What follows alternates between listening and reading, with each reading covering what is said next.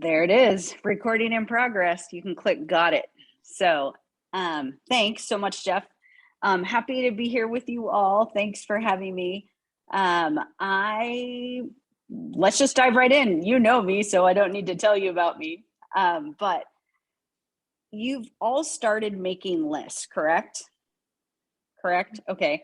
How many teachers or counselors or bus drivers or office people or lunch ladies or maintenance, I don't know, Coaches. School maintenance folks, how many of those do you have? Coaches? Did someone say coaches? How many of those do you have on your list?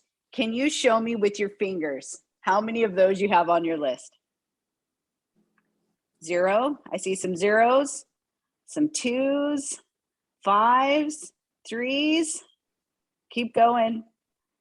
I'm looking, I'm scrolling. See a 4. Silverness is still counting. Scrolling. Matt Loveland, how about you? 0. Okay. That's pretty typical. So from other cohorts that I've been in, but here's the deal. We sent you an article to read. Teachers are a valuable asset to have in partnership in your ministries. Not helping out a little, but to be partnering in ministry with you. Why? So can you just unmute and tell me why? Why are teachers valuable to have on your team? Why would you want a teacher?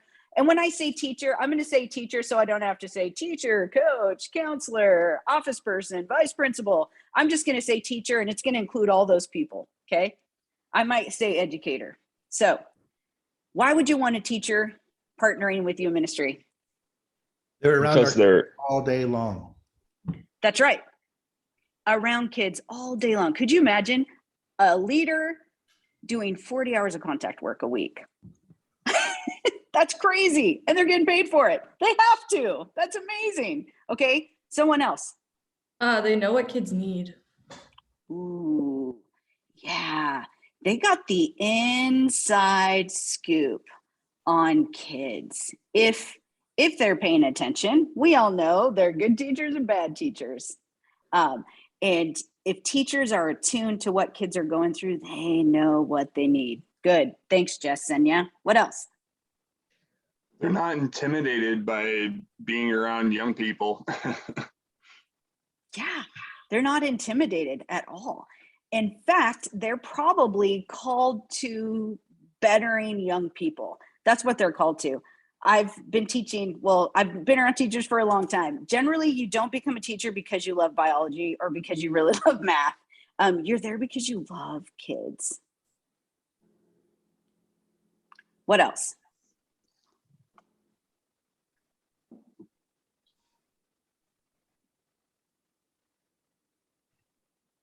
They love kids. They got the inside scoop. They do 40 hours of contact work. What else? They already have an earned credibility. That is right. Earned credibility with kids, earned credibility in the community. Teachers who are fantastic, who are good educators, will earn you credibility in a community, will earn Young Life credibility in a community.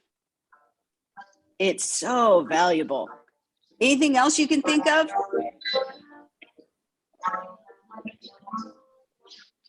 Okay, how about this?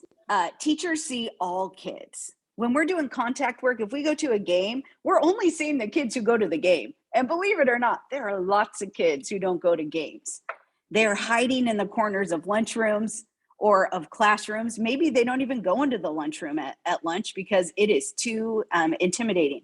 Maybe they go to the library and eat their lunch, or they go to a teacher's classroom where they feel comfortable. Teachers see every kid. They can really pray for and reach every kid. How about this? Teachers usually aren't going anywhere. They're usually not. They're usually pretty stable in a community. And another thing, yeah, that's good. So there's a lot of reasons why we would want teachers. in our ministries. And so the next thing I'm going to tell you might surprise you. And it is this. A couple years ago, I did a study of how many teacher leaders there were across the United States. And part of that was that I looked at a study that Barna had done, and it was about public school teachers. So this study was just about the actual like teachers, like the people who stand up in front of the classroom. What percentages of teachers would you say have a dynamic faith? Any guess? What percent of public school teachers would have a dynamic faith? And you say, what's a dynamic faith?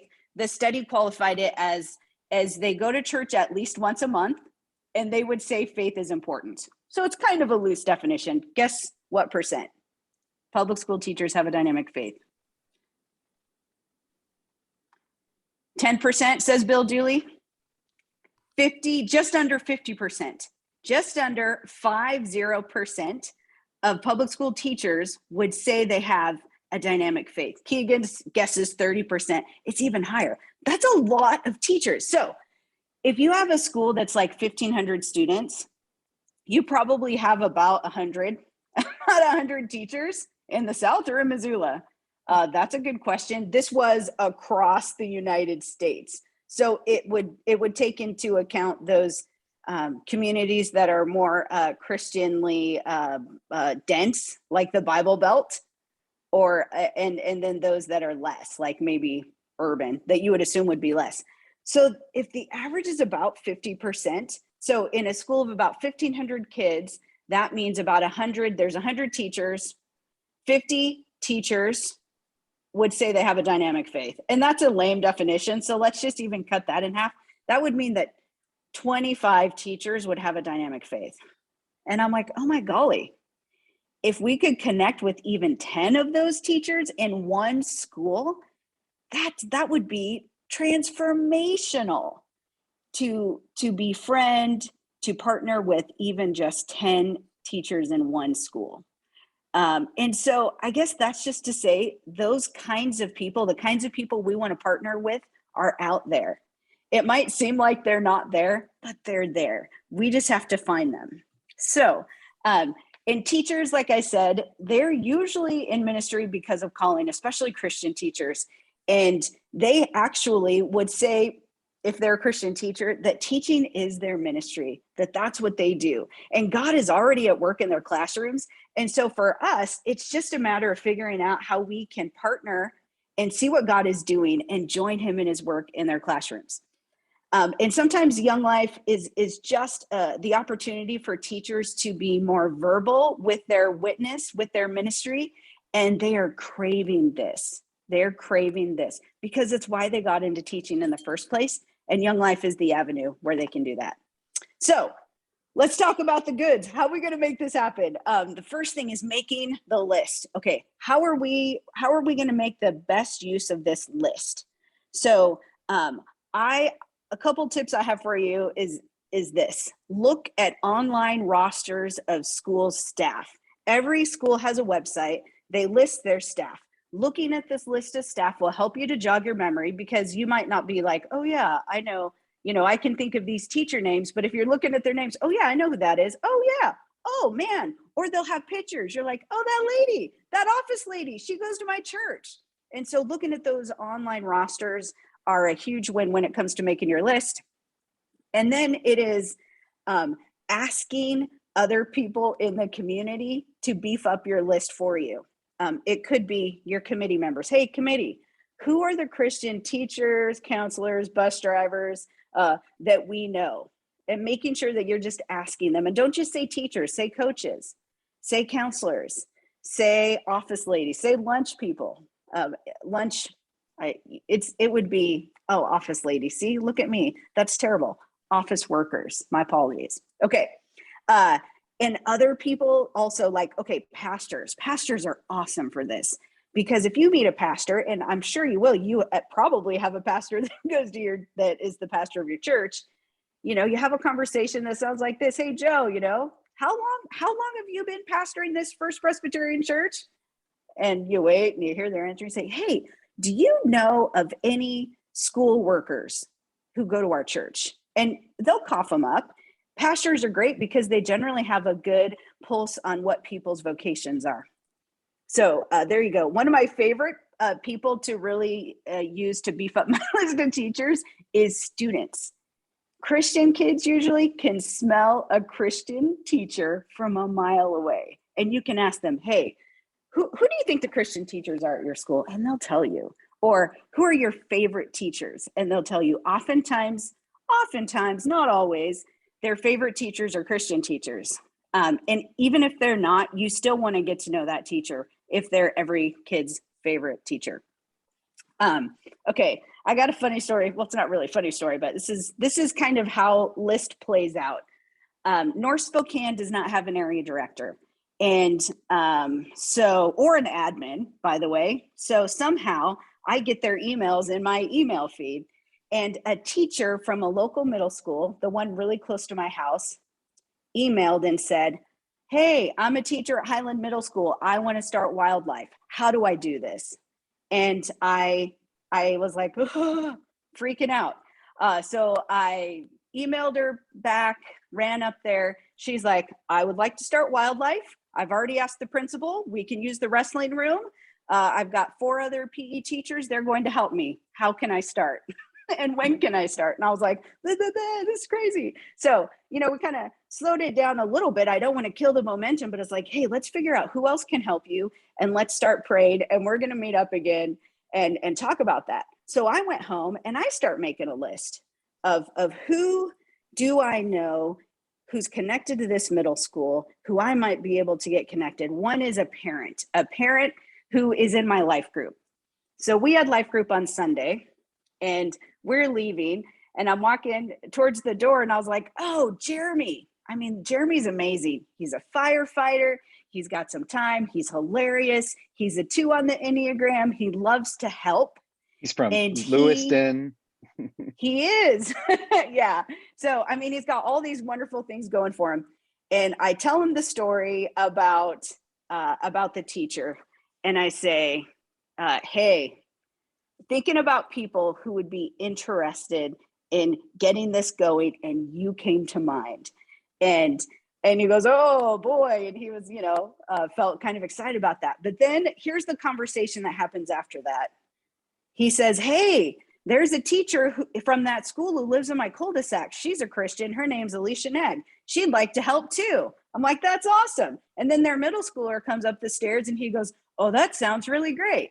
He says, how about Mr. Rolfs? Have you asked Mr. Rolfs? He would love to help with this. And I'm like, like I couldn't write fast enough.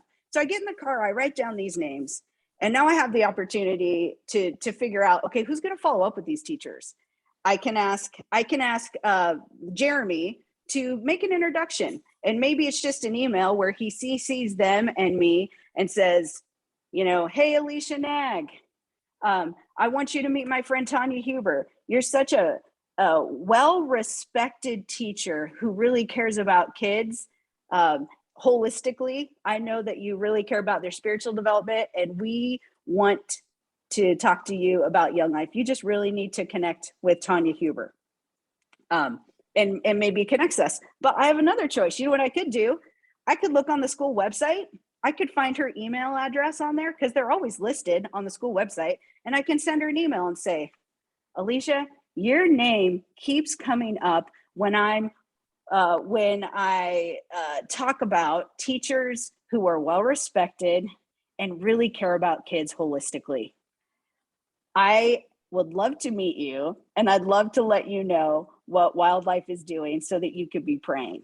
I'd love to stop by the school next week, that kind of thing. Or I can ask the other teacher to connect me, or that the other teacher would reach out to Alicia Nag, and I may never even talk to Alicia Nag, and that's fine too. But what's amazing is that there are all kinds of options that we can kind of follow up that list. Okay, so you can get parents, teachers, pastors, kids to help you make your list. Okay, let's see. Now, what to do with those on the list? Making the introduction. Yeah, let's see. I'm getting a bunch of notifications on the phone. So if my screen keeps going black, that is what is happening. Okay. So here's what I'd like you to do for a second. Let's pause. And can you think about who you would like to get in the room? You know, you talk about having meetings next month, or Guy, you're having your meeting this month. Who else either could you get in the room, or could you do a pre-ask of people, of Christian teachers, coaches, counselors, so that you can get some of those on your list? So this would either be someone you'd invite to your cohort +1 meeting, or someone you could pre-ask for teachers. If they can't make the meeting, maybe you could do a pre-ask and say, hey, we're gonna have this meeting, we're gonna brainstorm. Who do you know who's a Christian teacher, counselor? So can you guys take a moment and write down the names of who you might ask to be there, or who you might do a pre-ask? You get what I mean by doing a pre-ask. If they can't come to the meeting, you still want the names that they can give you.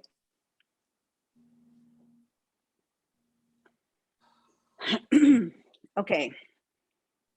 And as you're doing that, what kinds of people did you write names down for? A pastor, a parent? Tori, how about you? Well, so when I go to the middle schools, I usually hang out in the library, and it was funny because actually one of the teachers had come in, and she actually went to one of the churches that I'd gone to. And so she's someone that I didn't even think about, but someone who I just thought of I can ask, not only if she wants to get involved, or if she knows other teachers, others in the community. Good. Awesome. Other teachers. There you go. Security officer. I didn't even say them. You guys, the security officers, they're the best. They know all the kids' names. And they're probably going to be willing to say, oh, you're with Young Life, you really need to get to know, and they'll say the name of a kid, and they'll kind of like help you in that direction of that kid, and help the kid in the direction of you. It's spectacular. That's a good one. Okay, cool. Let's talk for a few minutes about what you do after you have these names on your list, in making the contacts. Kind of good news, bad news. Bad news is that there's not a silver bullet for following up. Good news is that it's all about contact work.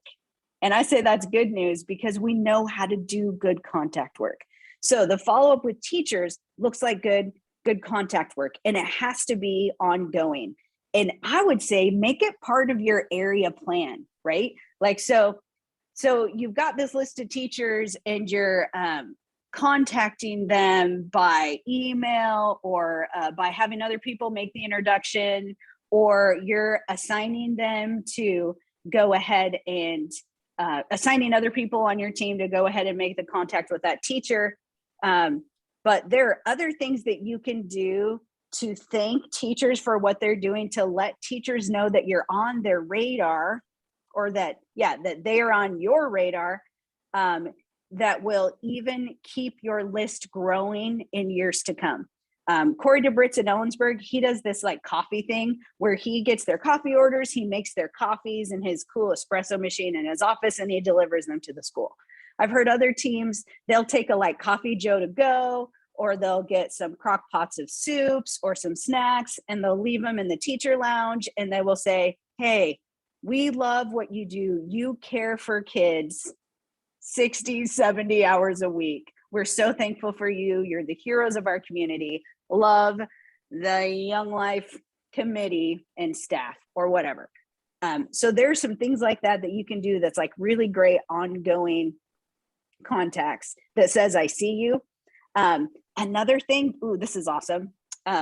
You can enlist your committee to help you write notes to Christian teachers. And so I've seen committees do this. They pass out notes to everyone.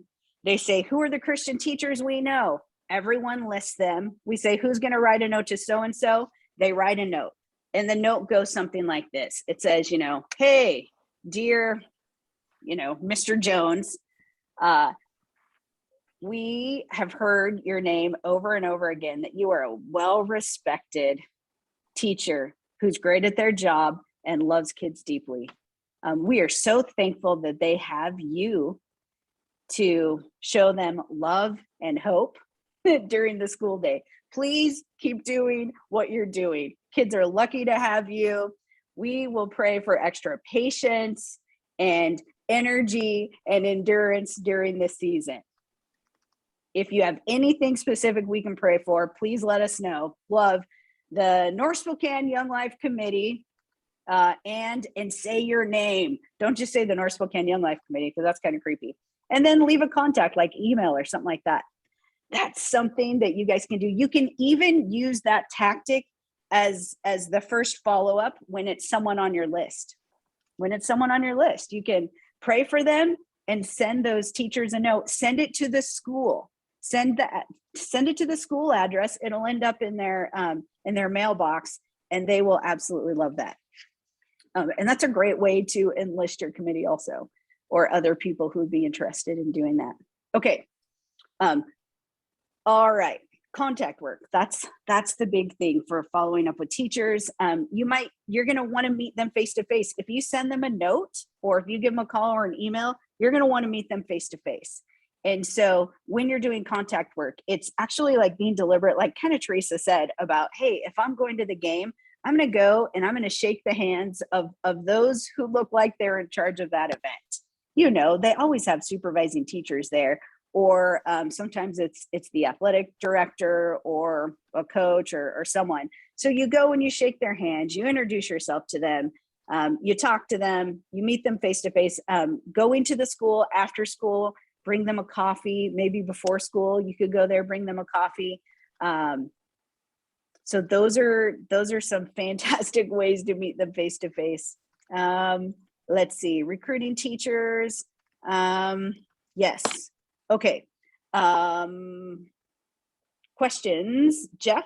What I was have going to say entry points. Oh, like yes, entry points. That's right. Okay. So once you have them on your list and you make a contact with them, one of the most important things with teachers is not scaring them away. Okay. You wouldn't walk up to a kid you've never met before that you barely know and invite them to club, or invite them to campaigners, or invite them to accept Jesus Christ as their Lord and Savior. That's just skipping some steps. Same thing with teachers. There's some basic levels of engagement that could be easy wins for teachers. It doesn't take a lot of time. Have them hand out t-shirts at your camp sign-up night, or if you give out t-shirts at the bus on your way to camp, have them help do that. Have some kids' favorite teachers with the committee when the bus returns from camp. That would make a teacher's year, to be able to hug their students when they get home from camp. Oh, I think I might cry right now. Here's another thing you can ask teacher to do, basic level of engagement. Hey, can you come and give high fives or high elbows to the kids when they come into wildlife? It'll take 10 minutes. That's all I'm asking, 10 minutes. They may stick around longer, but they will appreciate the opportunity to interact with kids at a higher level. Celebrity guest judge at one of your club events, taking food to Young Lives. The key here with this first level of engagement is to make it easy for them to serve and help them to just come and see. Second is more of a partnering level, where you're going to ask them to engage a little deeper. It might cause them to do a little bit of work. For example, they might come and tell their story at like all school campaigners. Would you be willing to tell your faith story at all school campaigners? They're not able to do that in the classroom. They would probably jump at the chance to do that. Maybe give a devotion for a leader meeting. Maybe come to the banquet, but don't make them pay anything. Make a table of teachers and tell them, hey, we want to celebrate the work that's being done. We want you to know what it is. Please don't pay anything. Come as our guest. You might have one of those teachers who knows something about Young Life come and open the event in prayer or close it in prayer. That's a great way to have them to connect. Here's a good one. We're doing this in North Spokane. We're having teachers be on our search committees for our area director, because they are really in tune to what the community is about and the kids who are involved. And so if you can have a principal or a vice principal, an athletic director sit and serve on an interview committee for one of your staff, they're going to feel like that they hired that person. It's going to be their person and they're going to absolutely love it. It's a great way to connect with them. Here's a good one. For work crew training, if you have your work crew kids do testimonies, have teachers come and listen to the testimonies. They would love it. It's fantastic. Okay. And then there's more of an ongoing level of engagement. And that would be like, hey, would you like to be a leader? Or we have a group of campaigner kids and their leader has moved away. Would you be willing to take on this group of campaigner kids and lead their campaigners for the next couple years, or for the next year? Discipleship camp, or maybe you need another leader at camp in a cabin. Join a support team, be on the committee, be on the prayer team. Those are kind of higher level, more commitment types of engaging. And it's, that would be kind of moving them down the progression. So, yeah. Process and review, pray, make your list, ask people to help you make that list, invite them to engage in a way that is not very threatening, and thank them and evaluate, how is this going for you? Oh, that's so important. We don't want them to quit. We want them to stay engaged in the process, because even if they're not leaders, we want them to be partners in ministry where they will pray, they will tell you about kids who need help, they will talk positively about Young Life in the community, they will point kids in our direction, and they'll be supportive and happy when they see us at schools. So there you are. There you have it. Okay, what questions do you have?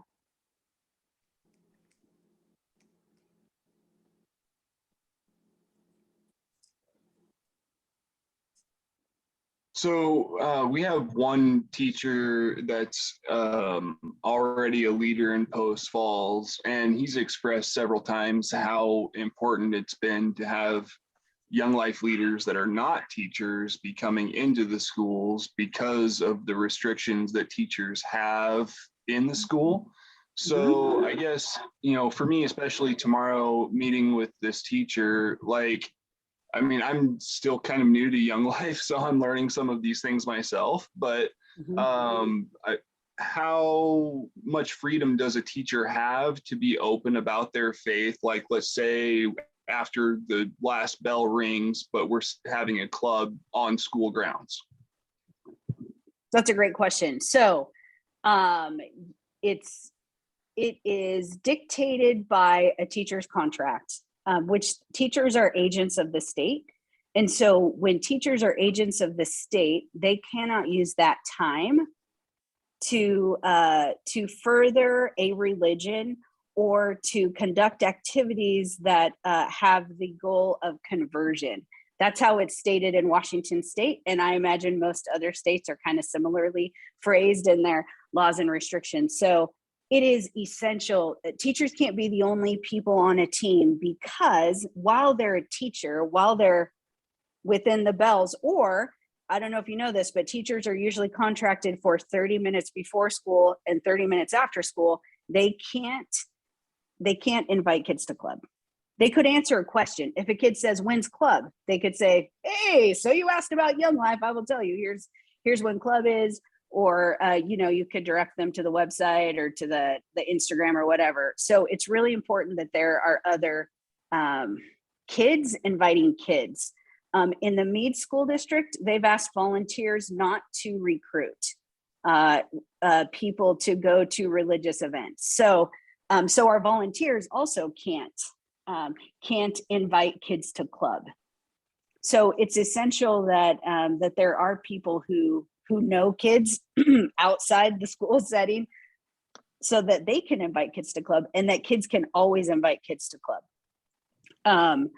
And then on the other side of that, for your question, teachers cannot use district resources to further religion or with the expected result of conversion either. So that means they can't use their computer, they can't use their, if it's a school issued computer, they can't use their, paper copy machine to make club flyers and things like that. Now, some teachers take more risk than they're risky. Some teachers are risk takers and they want to do that. But I think that it would be kind and respectful of you to not expect a teacher to do those things.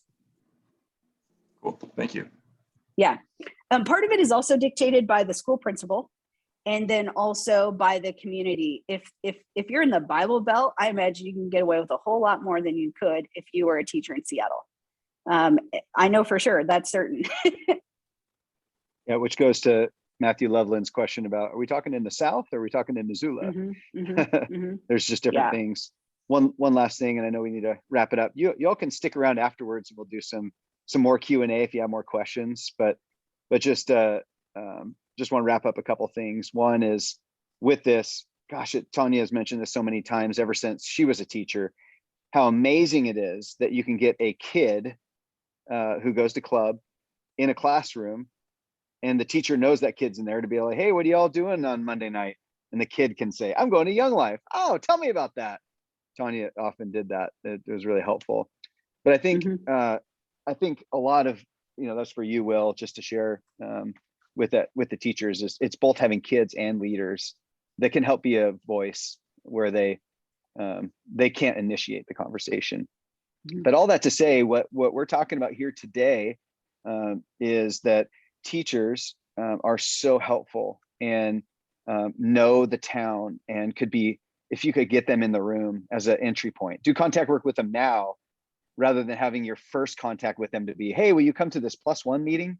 You're still like a couple steps before that if you don't know them yet or you don't know them well. So do, like as Tanya shared, I wrote this in the notes to Theresa and everyone, is overall, like without getting too technical about how might you have that conversation, overall just say, hey, let's do contact work. Show up and like just be seen by them, level 1 contact work. Talk with them, level 2 contact work.